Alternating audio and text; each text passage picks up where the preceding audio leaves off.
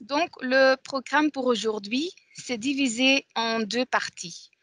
Nous commençons avec une introduction du projet Proteco, puis il y aura une visite virtuelle de l'élevage Le Bailly, présentée par l'éleveur Bruno Massard. Après cette vidéo, nous prévoyons un moment pour répondre à vos questions. Dans la deuxième partie de ce webinaire, nous vous présentons les évolutions techniques et économiques des 18 éleveurs Proteco. Les partenaires du projet ont aussi développé différents outils pour aider tous les éleveurs de la région. On termine avec une deuxième tour de questions live. Nos experts en élevage laitier sont présents pour les répondre. Donc, on commence avec une introduction du Proteco. Je donne la parole à mon collègue Johan Mailleux, chef du projet. Il va vous présenter les objectifs et les partenaires de Proteco. Bonjour tout le monde. Proteco est donc un projet de 4 ans pour et par les éleveurs. Le projet se déroule du 1er janvier 2017 jusqu'à fin de cette année. La rentabilité des exploitations laitières est une préoccupation majeure de la filière. La recherche de l'efficacité alimentaire est une des principales pistes d'optimisation des exploitations. Pour ces raisons, Proteco a 3 objectifs. Améliorer les résultats techniques et économiques, améliorer la rentabilité des élevages et limiter les apports d'azote et l'utilisation du joja. Face à cette thématique, 5 structures des domaines de conseil technique et économique ou de la recherche et du développement ont choisi d'associer dans un projet transfrontalier franco-belge intérêt.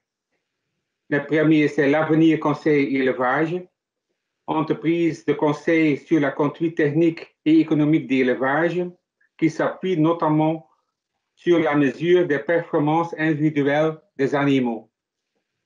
L'IDEL, c'est l'Institut d'élevage, est un institut technique français de recherche et de développement au service des éleveurs de bovins et des acteurs économiques des filières. Le CRAW, le Centre public de recherche wallon, œuvrant au développement de connaissances et techniques durables au service des secteurs agricoles et agroalimentaires wallons. L'IRVO, c'est l'Institut de recherche flamand pour l'agriculture, fait des recherches multidisciplinaires et indépendantes axées sur l'agriculture durable en termes économiques, écologiques et sociaux. Et l'INAGO, chef de file du projet, c'est l'organisme de recherche et de conseil de l'agriculture, l'horticulture et l'élevage de la province Flandre occidentale. Le projet a eu le soutien du Fonds européen de développement régional de la région wallonne et de la province Flandre occidentale. Le club transfrontalier de 18 éleveurs, 6 éleveurs français, 6 wallons et 6 flamands, ont échangé leurs connaissances et expériences avec les conseillers et chercheurs, étaient le moteur du projet. Les résultats de ce travail seront présentés plus tard dans ce webinaire.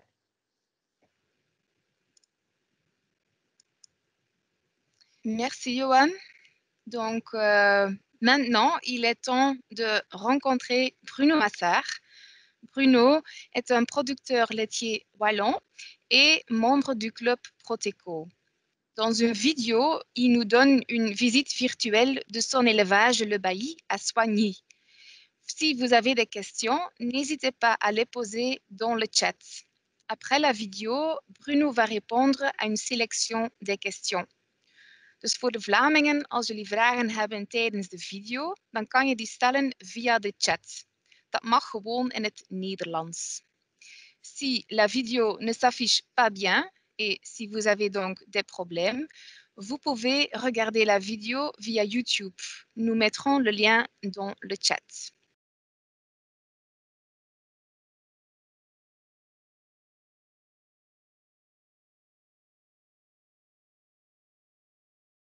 Bonjour, Bruno Massard, éleveur laitier à Soignies, participant au projet Proteco. Alors une petite présentation de l'exploitation, exploitation laitière, 180 vaches en moyenne à la traite avec 3 robots de traite. Au niveau culture, c'est 150 hectares de culture. Grosso modo, la répartition, c'est 50 hectares de maïs, 50 hectares de céréales, une vingtaine d'hectares de prairies permanentes et une vingtaine d'hectares de prairies temporaires qui sont fauchées plusieurs fois sur l'année. Et ces prairies, c'est principalement un mélange luzerne dactyle qui va être fauché 4 à 5 fois sur l'année. Je représente une partie de la 3e génération sur l'exploitation. Donc, je travaille avec mes beaux-parents, mon épouse et mon beau-frère, donc 5 associés gérants sur l'exploitation. C'est les grands-parents de mon épouse qui avaient démarré l'exploitation laitière ici à Soignies. Donc les 5 associés gérants sont répartis on a en fonction des différents ateliers. Donc il y a une partie transformation de la production laitière en fromage sur la ferme. Donc c'est mon épouse et ma belle-mère qui s'occupent de cette partie-là. La partie culture, c'est plutôt mon beau-frère et mon beau-père. Et la partie vache, c'est plutôt ma partie à moi. Donc la gestion du troupeau quotidienne. La gestion du troupeau est à ma charge. Le troupeau laitier est géré en 2 lots, un lot primipare, un lot multipare. C'est une gestion qui s'est mise petit à petit en route parce que nous, à l'origine du projet de la nouvelle étape, c'était une gestion plutôt en fonction du stade de lactation. Donc un lot début lactation et un lot fin de lactation. Mais cette gestion en fonction du stade de lactation avec les robots de traite ne donnait pas satisfaction. Et ensuite, par discussion et échange avec d'autres partenaires, on est arrivé à une gestion un lot primipare, un lot multipare, ce qui permet d'adapter la ration finalement aux vaches et de faire quelques économies aussi au niveau concentré. Si le reste du troupeau est donc les veaux sont élevés en niche individuelle, puis passent en niche collective. Passent ensuite dans le bâtiment ici en air paillé jusqu'à l'âge d'environ 1 an. Puis changent de bâtiment, arrivent dans l'ancienne étable des vaches où c'est le lot en fait des génisses à inséminer. Qui sont suivis grâce à des colliers pour suivre les chaleurs, pour détecter les chaleurs. Et ensuite, si la saison le permet et que les génisses sont gestantes, elles peuvent sortir en prairie pour ensuite revenir dans le lot préparation vélage avec les vaches taries et ainsi repartir dans le lot des vaches.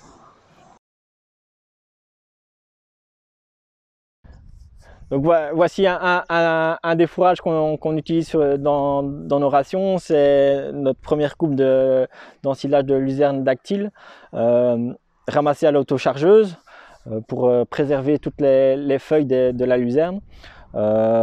C'est un mélange luzerne, trèfle, dactyle, fétuque, fléole, donc plus riche que ce que j'entends par luzerne dactyle.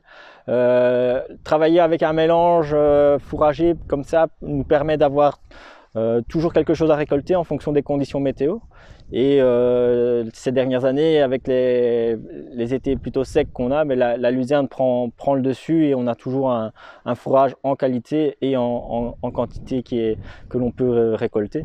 Donc le mélange, on va le faucher 4 à 5 fois sur l'année. Et au niveau qualité, on a vraiment quelque chose on s'approche des 17-18% en protéines et 800-900 VEM. Donc c'est vraiment un fourrage vraiment de qualité. Et pour avoir cette qualité, on va peut-être jouer même sur les dates de coupe. On vise vraiment une qualité du fourrage, donc on va peut-être pénaliser un petit peu la quantité en fauchant un petit peu plus tôt, en rapprochant les coupes pendant la saison. Donc plutôt de faire une coupe toutes les 6 semaines, on est plutôt à couper toutes les 5 semaines. Donc un exemple de ration pour l'instant pour les primipares, on a 6 kg de notre mélange luzerne dactyle, 4 kg d'un préfané, 35 kg de maïs, 1,5 kg de soja, 500 g d'orge moulue, 500 g d'aliments liquides et minéraux, vitamines bien sûr. Le tout passé à la mélangeuse pour une ration pour les primipares. La ration des multipares, c'est à peu près c'est les mêmes ingrédients avec quelques modifications au niveau proportion pour s'adapter à la capacité d'ingestion et à la production des multipares. Pour les autres rations qu'on a, on a une ration vache tarie et jeune bétail avec une base paille complémentée avec un préfané et un peu de maïs, et une ration plutôt sèche qui est un mélange sec foin céréales qui est distribué aux veaux jusqu'à l'âge de 6 mois. Donc au niveau de la gestion du troupeau, mais on en a parlé, il y a 2 lots, mais la particularité des 2 lots, en plus d'être un lot primipare, un lot multipare, c'est qu'il y a un lot en circulation libre et un lot en circulation guidée. Le troupeau est également suivi par le Earth Navigator, donc ça c'est un mini laboratoire qui analyse des composés du lait et qui permet principalement de suivre tout ce qui est reproduction. Donc c'est une détection des chaleurs, détection des cycles, des anomalies de cycle et détection des gestations. Au niveau du troupeau, on fait environ le protocole d'insémination, c'est que toutes les multipares sont inséminées en croisement industriel, donc en blanc-bleu, pour avoir un nombre limité de genisses à élever, juste les genisses nécessaires pour le renouvellement du troupeau. Donc les vaches font du pâturage pendant la bonne saison. Donc comme nous sommes en robot de traite, la consigne pour pouvoir sortir, c'est être passé par le robot. Donc le lot en circulation libre, les robots mettent les vaches en pâture et elles sont libres de rester ou de revenir à l'étable une fois qu'elles sont sorties. Côté feed first, donc circulation guidée, il y a une deuxième porte de tri qui permet de mener les vaches au pâturage, et la condition est la même. Si les vaches sont traites, elles peuvent sortir. Si les vaches sont à traire, elles doivent rester à l'étable. Ce qui permet de pâturer quasiment 10-12 heures par jour facilement. Maintenant, c'est pas tout le troupeau à la fois. C'est environ 1/3 à 2/3 du troupeau qui va sortir au pâturage à un moment T en pâture. Donc, je l'ai déjà évoqué, mais on a une partie de transformation sur l'exploitation. Donc, on transforme environ un tiers de la production laitière en fromage ici sur l'exploitation. Donc, c'est fromage, beurre, yaourt, crème glacée. On a bien sûr du personnel pour nous aider à faire tout ça. Au niveau sorte de fromage, on est sur un type Saint-Paulin, donc un fromage à pâte demi-dure, mais avec les différentes recettes, les différentes épices, on est à plus de 20 sortes de fromages différentes. La participation au projet Proteco, comment elle s'est matérialisée sur l'exploitation, c'est dans la gestion des tables de concentrés, donc la distribution des concentrés au niveau des robots de traite. C'est oser changer les paramètres en ayant un appui scientifique et technique des partenaires du projet. C'est vraiment adapter les concentrés en fonction des besoins des vaches, tout en vraiment limitant leur consommation, vraiment pour que ça ne soit utilisé que quand c'est nécessaire. Avec la particularité du robot de traite, c'est que il y a toujours une distribution qui est nécessaire pour attirer les vaches. Donc c'est vraiment trouver le bon compromis. Et comme il y a un appui scientifique, technique, on ose le faire et on y va petit à petit. On fait un petit groupe avec une table adaptée et puis on voit ce que ça donne. On prend confiance et finalement on l'adapte au reste du troupeau. Ce qu'il y a d'autres aussi points importants dans le projet, c'est la confiance dans les fourrages, la qualité des fourrages, et ça c'est un des axes les plus importants, c'est travailler sur la qualité des fourrages, vraiment prendre confiance en ces fourrages et peut-être faire moins confiance aux vendeurs de concentrés qu'on a l'habitude de croiser en exploitation.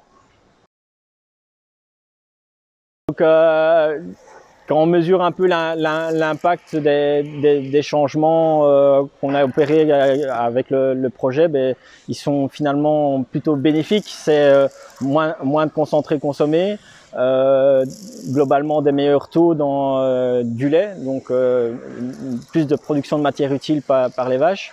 Pas de baisse de production laitière, donc ça c'est quand même allez, on pense toujours qu'il faut rajouter des concentrés pour produire, mais ici avec le projet on a montré que en diminuant les concentrés mais en travaillant aussi d'un autre côté la qualité des fourrages, on maintenait la production et on augmentait quelque part la production de matière utile.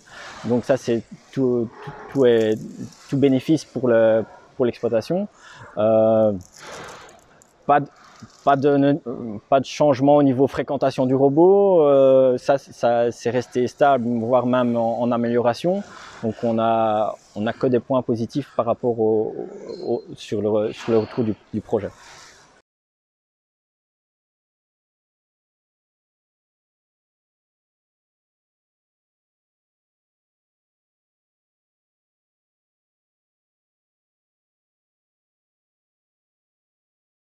Temps pour poser quelques questions au Bruno. Bruno Masser est présent ici, donc il peut répondre à vos questions.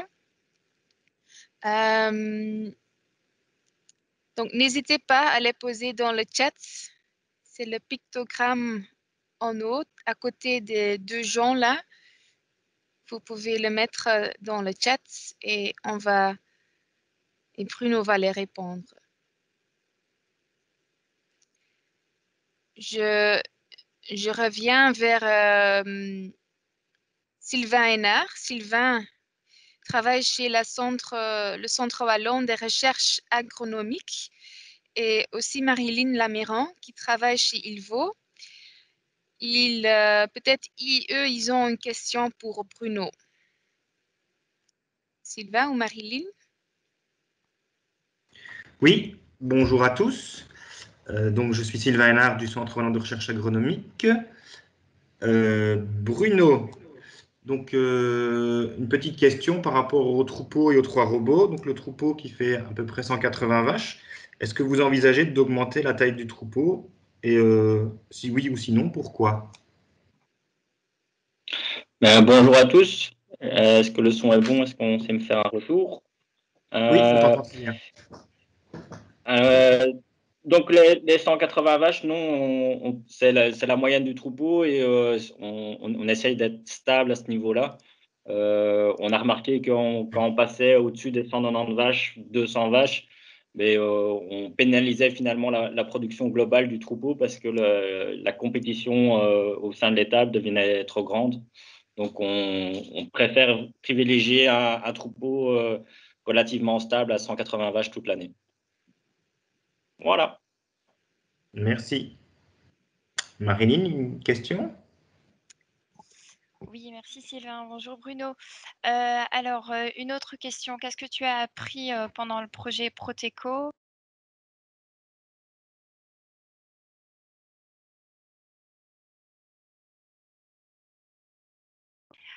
Excusez-moi, j'ai oublié de remettre mon micro. Alors, merci Sylvain.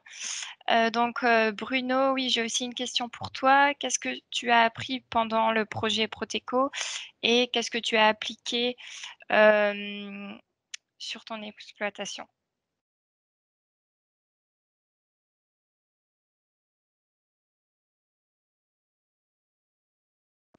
Bruno, ton Bruno, micro. micro.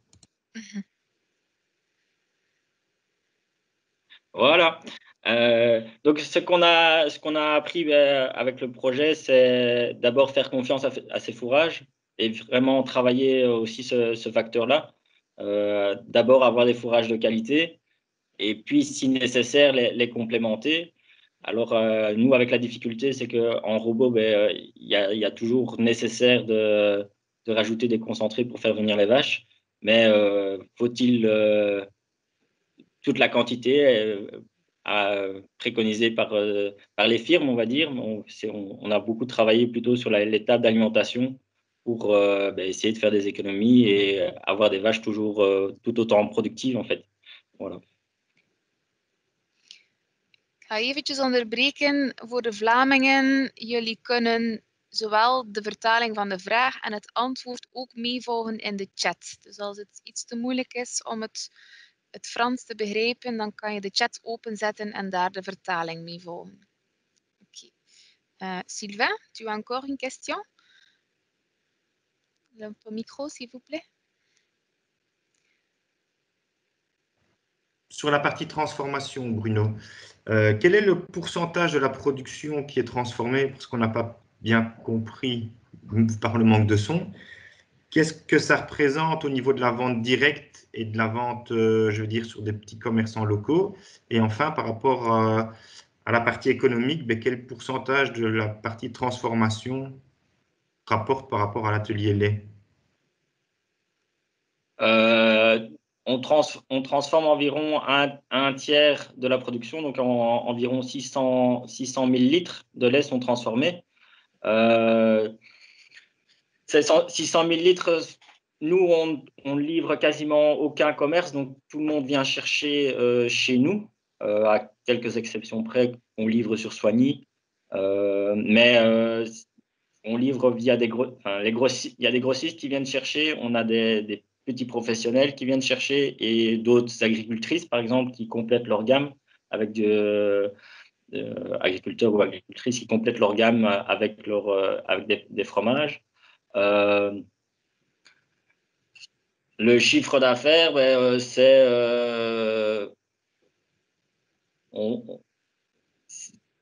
le tiers transformé représente plus de 2/3 du chiffre d'affaires de l'exploitation. Parce que quand on valorise vraiment tout le lait, on est à un prix environ d'1 € du litre. Mais là-dedans, l'euro du litre de lait transformé, il faut payer la fromagerie, il faut payer le personnel et ils payent le lait qui vient de l'étable. Donc, c'est un tiers pour le personnel, un tiers pour la fromagerie, un tiers pour l'étable dans l'euro. Voilà. Je ne sais pas si j'ai été clair. Oui, merci. Et alors, j'ai une question de Lise qui nous demande quelle est la prochaine étape dans l'exploitation? La prochaine étape, c'est encore améliorer le confort des vaches. Parce que on remarque malgré tout que le confort des vaches, ça rapporte en lait, que les vaches ne perdent pas de lait plutôt, surtout avec les canicules qu'on a. Donc le projet à plus court terme, c'est améliorer la ventilation de l'étable. Ventilateur, brumisateur, aspersion, c'est en réflexion. Donc qu'est-ce qu'on va mettre, je ne sais pas exactement. J'ai des questions aussi sur le confort de mes logettes. Je remarque trop de vaches debout dans les logettes, donc ça, c'est un manque de confort aussi. Donc, ça c'est le point. Prochaine étape, après, c'est rester stable et essayer que ça tourne tout le temps à l'optimum. Voilà. Ok, merci. Marilyn, vous avez encore une question de néerlandophone? Oui, en effet, j'ai encore une question de Bertrand qui demande, qui dit que la ration ne semble pas très dense et demande pourquoi ne pas utiliser aussi des betteraves ou des pulpes surpressées. Au moment de la vidéo, on a été en rupture de stock de pulpes surpressées. Donc, c'était la raison pour laquelle. D'ici, normalement, 3 semaines, on va de nouveau pouvoir remettre de la pulpe. Pourquoi ne pas mettre des betteraves? Au début de l'étable, on avait des betteraves fourragères dans la ration.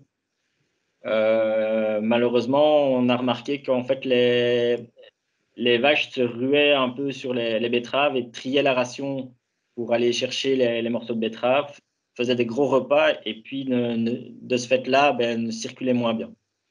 Plus tout le travail que ça vu que nous, on n'avait que les hectares de betteraves fourragères à s'occuper, malgré tout, beaucoup de travail pour peu d'hectares. Et donc, au niveau simplification du travail des cultures, on a préféré arrêter les betteraves pour la culture et aussi pour au niveau circulation des vaches. Voilà. Mais ça reste une possibilité ouverte, peut-être dans un futur pas proche, mais voilà, on connaît les avantages des betteraves. Nous avons du temps pour encore une question. Oui, merci. Donc, j'ai M. Philippe Dubois qui demande quelle a été la réduction d'azote et d'utilisation de soja qui a pu être réalisée sur l'ensemble du projet sur l'ensemble de l'exploitation grâce au projet. Moi, j'ai pas les chiffres en tête. Soja, on n'a pas tellement diminué. C'est surtout la complémentation en aliments de production qu'on a joué. On est passé, je pense, la première année, globalement, chaque vache, on était à 240 grammes au litre de lait, de concentré distribué, tout concentré confondu. Et cette année, on est passé en dessous des 200. Donc, ça fait quand même, on produit 2 millions de litres de lait, donc ça fait quand même quelques tonnes de concentré économisé sur l'année. Et donc, avec la production qui est restée stable, cette année, je produis toujours 2 millions de litres de lait. Donc, ça, c'est un fait certain. Voilà. OK. Merci. Merci tout le monde pour les questions. Merci Bruno pour les réponses. Je vois encore des questions dans le chat, donc on va encore les répondre plus tard. Vous recevrez de toute façon, comme déjà dit, un mail avec un aperçu, toutes les questions et réponses. Donc, mais maintenant, on doit continuer pour la deuxième partie du webinaire. Comme déjà expliqué, Procteco a composé un club transfrontalier de 6 éleveurs wallons, 6 français et 6 flamands. Pendant 4 années, ils se sont régulièrement rencontrés pour échanger et comparer leurs performances technico-économiques. Cela se faisait sous la supervision des conseillers.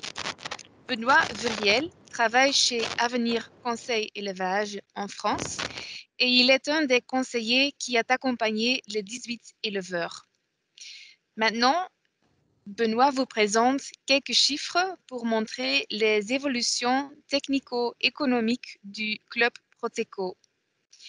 Dit is een iets technischer gedeelte, dus om goed te kunnen volgen voor de Vlamingen zullen we in de chat een vertaling plaatsen per dia.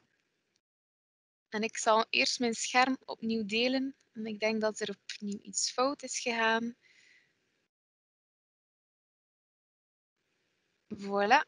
Donc, Benoît, je donne la parole à toi. Merci, bonjour à tous. Je vais vous parler de quelques chiffres économiques qui sont issus de la marge brute. En fait, l'outil utilisé pour se comparer est l'outil d'Avenir Conseil Élevage, l'outil marge brute. Alors, en quelques mots, nous avons utilisé le même outil pour se comparer sur les mêmes chiffres. Et l'outil marge brute prend en compte les produits de l'atelier lait, qui sont les ventes de lait, et les ventes de veaux et de vaches de réforme. Et les charges retenues dans cet outil-là, ce sont les charges alimentaires vaches et génisses, et aussi les frais d'élevage, comme le frais véto, frais d'insémination, frais d'hygiène. Alors, le graphique que vous avez sur les yeux, il exprime l'évolution de la marge brute sur les 3 dernières années. Alors, comme j'évoquais, enfin, ou comme a évoqué Lynn, la base des échanges a souvent fait suite aux analyses économiques des 18 élevages. Alors, l'outil marge brute utilisé, on l'a exploré sous 2 dimensions. Alors, la dimension efficacité économique, qu'on exprime par la marge brute par tonne de lait. Et ça correspond bien pour ceux et celles qui ont comme facteur limitant le volume de lait à produire, et notamment en France. Et on a aussi exprimé cette marge brute sur un autre angle qui est l'efficacité du système fourrager, qu'on exprime par la marge brute par hectare de surface fourragère. Et ces critères-là, ça correspond bien à tous ceux et celles qui ont comme facteur limitant la surface sur l'exploitation. Alors, si on veut maximiser la marge brute globale, il faut maximiser la marge brute par hectare. Et c'est, en l'occurrence, plus courant en Belgique. Comme vous pouvez le voir sur le graphe, il y a 2 groupes. Il y a le groupe des éleveurs flamands et français qui sont assez proches. Alors, ça exprime quoi? C'est-à-dire que ces 2 groupes-là, ils ont monté, la marge brute par tonne de lait a augmenté de 25% en 3 ans, alors que la marge brute des 6 éleveurs wallons a augmenté de 33% en 3 ans. Alors pourquoi les 2 premiers sont assez proches? Parce que les éleveurs flamands et français travaillaient déjà ensemble depuis 3 ans, avant ce projet-là. Voilà, et j'imagine bien que d'ici 3-4 ans, à mon avis, les 3 groupes seront très proches les uns des autres.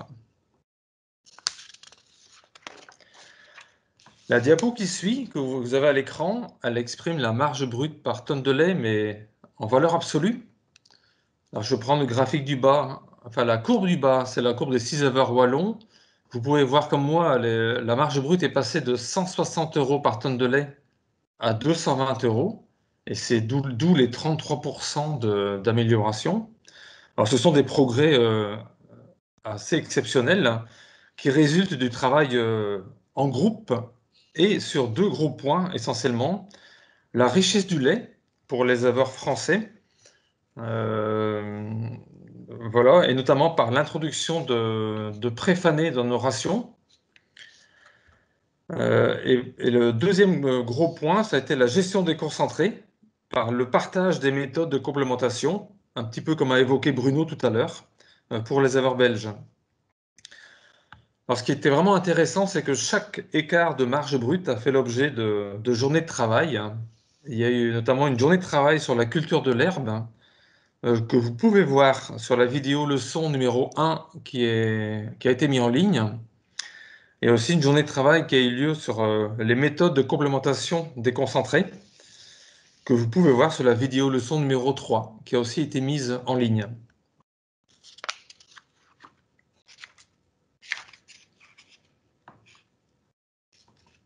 Alors, la diapo qui suit, c'est une autre dimension, enfin, un autre regard des données économiques. Et là, à l'intérieur du groupe des 18, on a mesuré l'écart de marge brute entre le quart des éleveurs qui avaient la meilleure marge brute et le quart des éleveurs qui avaient la marge brute plus basse. La première année, il y avait presque 80 €, 78 € d'écart qui séparaient ces 2 groupes d'éleveurs au sein des 18. Alors, pour une production moyenne à l'époque de 900 tonnes de lait produit par élevage, ça faisait un écart de 70 000 € par élevage. Au fil des années, cet écart-là s'est réduit pour arriver en 2019-2020 à 45 € d'écart, mais ça représente encore 46 000 € avec une production moyenne de 1 million de litres. Alors, ces écarts vont encore se réduire sans doute dans le temps, mais il faut du temps pour ça. On s'est rendu compte qu'il faut d'abord du temps pour réaliser et comprendre ces chiffres et oser le changement. Après, il faut du temps pour récolter de bons fourrages. Et après, du temps pour faire confiance à ces bons fourrages et établir un plan de complémentation adéquat qui prend en compte ces fourrages. Encore 2 diapos. Alors, 2 diapos. Alors, on évoque souvent les rations françaises et les rations flamandes. Mais là, vous avez une image à gauche de la ration française. Alors, même, je pourrais dire qu'en Haute-France notamment, la ration française, avant le projet, le maïs pléonique était courant. Et là, mais très vite, la diversité des fourrages en France a été optée. Et là, je pense que de mémoire, c'était un point qui a été fait en 2018, où le maïs représentait encore 51% de la ration des vaches laitières en France. Et à droite, c'est la ration flamande, la ration faite par l'entreprise Inagro, notre partenaire. Là, on se rend compte que le maïs ne représente que 36%. Et le point très important, je pense, c'est qu'on peut voir qu'il y a 24% de la ration qui est du préfané. Alors, à partir du moment où on met des quantités grandes comme ça, il y a intérêt que le préfané soit de qualité. Voilà. Ce qu'on peut voir aussi, c'est la différence de concentré. On a encore un peu plus de concentré dans la ration belge par rapport à la ration française. On parle de concentré, ça tombe bien, on arrive à la dernière diapo sur l'efficacité du concentré. Alors, on l'a mesuré comme a exprimé Bruno, hein, c'est le grammage de concentré nécessaire pour produire 1 litre de lait. Alors, pourquoi ce levier-là? 75% des charges proportionnelles en atelier lait, ce sont des charges alimentaires, et 75% des charges alimentaires sont déconcentrées. Alors donc, c'est un levier très fort. Alors, on peut voir que pour les éleveurs flamands, la dernière année, on a plutôt fait l'inverse. On est passé de 183 grammes en début de projet à 222 grammes, mais pour plusieurs raisons, mais notamment par rapport à une qualité de maïs qui n'était pas au rendez-vous en 2019, et aussi un éleveur qui a fait marche arrière sur la réduction des concentrés. Mais après, quand on regarde les 2 groupes suivants, les 6 Français ou les 6 Wallons, l'un comme l'autre, une progression assez forte, hein. Alors j'ai bien aimé les données de Bruno, parce qu'il fait partie justement des 6 Wallons qui sont passés au départ de 235 grammes à 200 grammes, une économie de 30 grammes par tonne de lait. Pour une exploitation moyenne de 1 million de litres, ça fait 30 tonnes de concentré économisé par an. Et si on prend un prix moyen de 333 € tonne, pour que ça tombe tout rond, on a une économie de 10 000 € par élevage et par an. Voilà, je suis encore disponible pour s'il y a des questions. Merci. Merci Benoît, c'était très intéressant.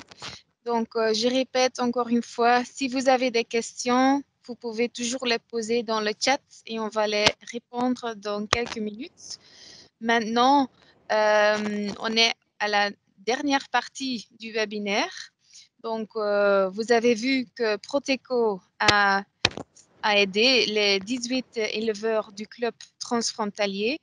Mais en fait, on a aussi on a développé différents outils pour aider tous les éleveurs en Flandre, en France et en Wallonie. Et maintenant, je donne la parole à Simon Fourdin de l'Institut de l'élevage en France pour expliquer les différents outils. Merci Lynn.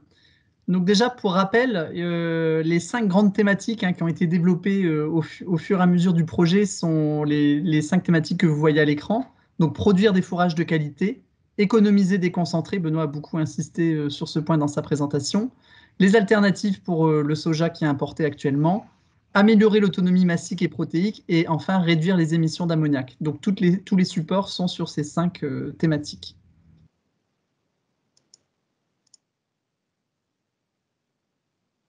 Alors, la première chose qu'on a développée dans le cadre du projet, ce sont ces infographies qui étaient séparées en 2. Alors, les infographies, elles permettent en fait d'expliquer en quelques mots, dans les 2 langues bien sûr, les objectifs et les grands principes du projet Proteco, que ce soit pour les fourrages ou pour les concentrés. Ensuite, dans les 4 années du projet, on a beaucoup développé de fiches. Donc, il y avait 3 grandes différentes familles de fiches qui sont toutes accessibles en ligne. Je vous redonnerai les références après pour les récupérer en ligne, qui ont été produites pendant les 4 années. Donc, il y a 9 fiches solutions qui ont permis de lister en fait les différentes alternatives au soja importé, en mettant l'accent à la fois sur les modalités pratiques, les avantages et inconvénients de chacun des leviers. Ensuite, ces 9 fiches solutions ont été complétées par un travail sur 5 fiches de simulation. Donc, sur les fiches de simulation, on a été jusqu'au détail des impacts économiques de l'application d'un choix technique, donc sur des modélisations qui ont été faites sur des exploitations types et caractéristiques de la zone de la région transfrontalière, donc Hauts-de-France et Belgique, Flandre et Wallonie. Donc, le tonnage de soja importé économisé de la simulation est toujours précisé pour ces fiches-là. Et enfin, il y a une dernière catégorie de fiches que sont les fiches de durabilité, donc qui mettent en avant sur un levier précis quels sont les effets de ce levier sur l'environnement, donc notamment sur les gaz à effet de serre, les impacts sur l'ammoniac, etc. Quand on remplace du tourteau de soja par du tourteau de colza, notamment dans la première qui est actuellement disponible.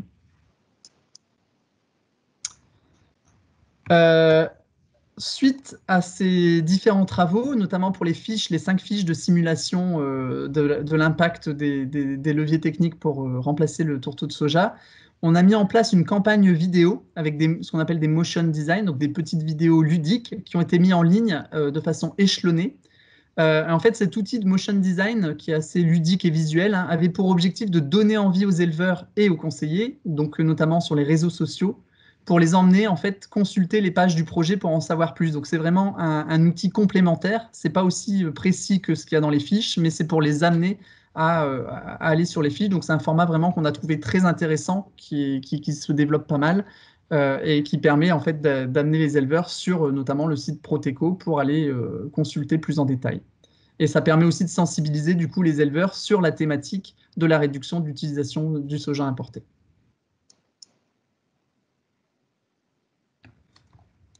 Alors enfin, dans la dernière phase du projet, on a mis en place ce qu'on a appelé des vidéos-leçons. Alors les vidéos-leçons, en fait, elles sont au nombre de 4.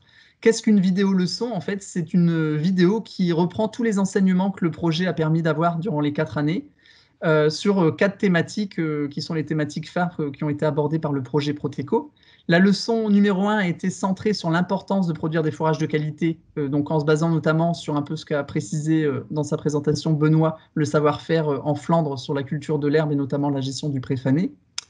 La leçon numéro 2 donc, a répondu plus à la question de l'amélioration de l'autonomie alimentaire à l'échelle de l'exploitation et de la région, à partir des données collectées par les partenaires du projet, qui a été aussi présenté par Benoît, avec les comparaisons de rations entre pays. La leçon numéro 3 a présenté les leviers d'amélioration de l'efficacité alimentaire en s'appuyant à la fois sur les résultats du club d'éleveurs Proteco et avec 4 leviers qui ont été développés.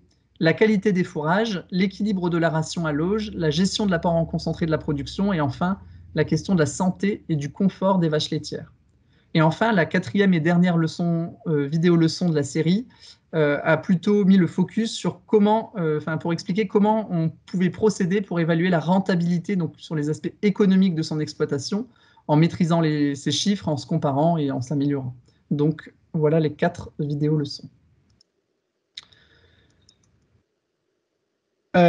Juste pour terminer sur l'ensemble de tous ces documents, vous pouvez les retrouver donc, sur le site Interreg Proteco donc, qui est affiché à l'écran dans la rubrique documents. Donc vous retrouverez l'intégralité de tout ce qui a été présenté, que ce soit les vidéos, les fiches et tous les supports.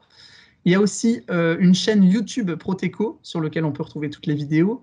Il y a un Facebook Proteco qui a été actif pendant tout le long du projet et aussi donc sur Twitter avec le hashtag Proteco, vous pouvez suivre tout ce qui a été présenté en ligne. Voilà sur la partie des documents. Merci à tous. Merci Simon, merci pour cette présentation. Nous avons encore un petit peu de temps pour répondre à vos questions. Je ne sais pas s'il y en a dans le chat, mais en tout cas, c'est encore possible. Donc, si vous avez des questions, n'hésitez pas. Vous pouvez les poser dans le chat. Je reviens vers Sylvain Hénard qui a une question, je pense. Sylvain? Oui, merci. C'est plutôt une... je vois justement une question qui apparaît dans le chat. Quelle suite au projet Proteco?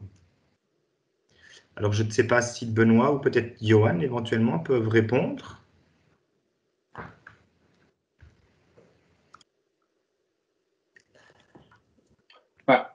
On espère de pouvoir continuer le projet dans le programme Intérêt 6.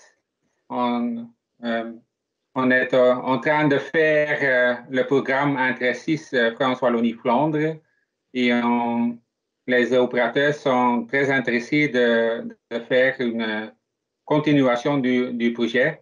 Le site web reste en ligne pour consulter nos résultats.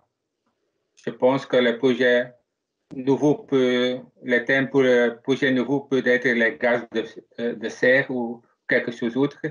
Les opérateurs se voient et cherchent un thème pour travailler ensemble entre chercheurs, conseillers et surtout les éleveurs.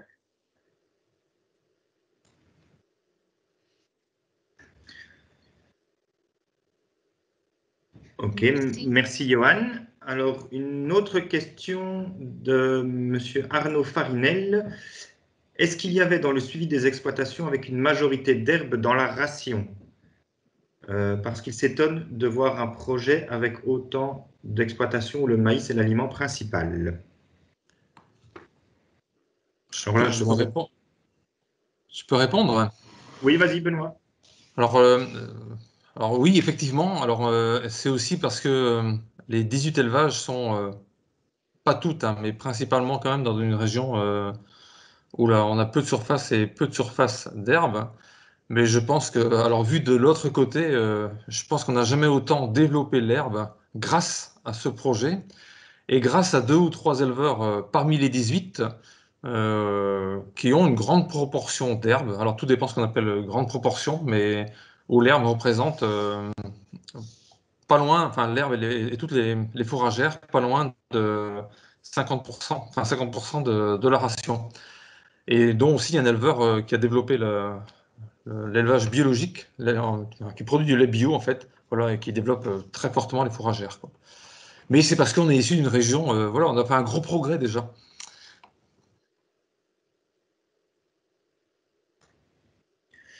Ok, merci Benoît. Je pense que dans le chat, je ne vois plus des questions qui arrivent. Attendez.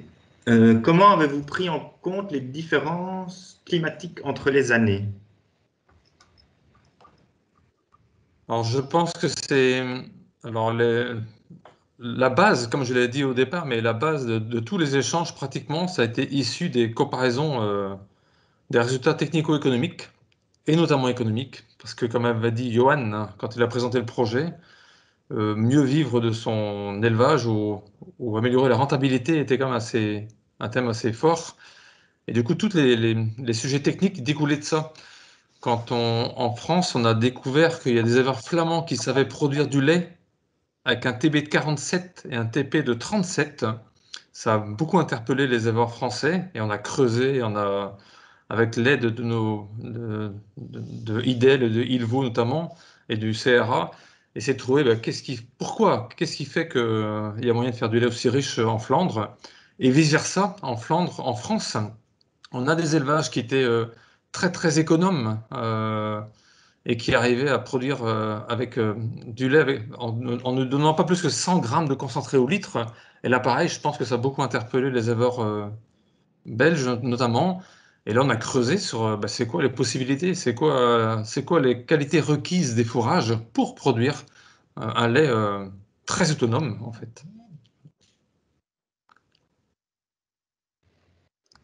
Et alors, si on a encore le temps, une autre question. A-t-on une idée de l'empreinte carbone des exploitations? Alors, je pense que c'est Marilyn qui pourra mieux répondre que moi, qui a bossé avec Idel et Ilvo, Marilyn ou Simon, qui ont bossé sur cette thématique-là.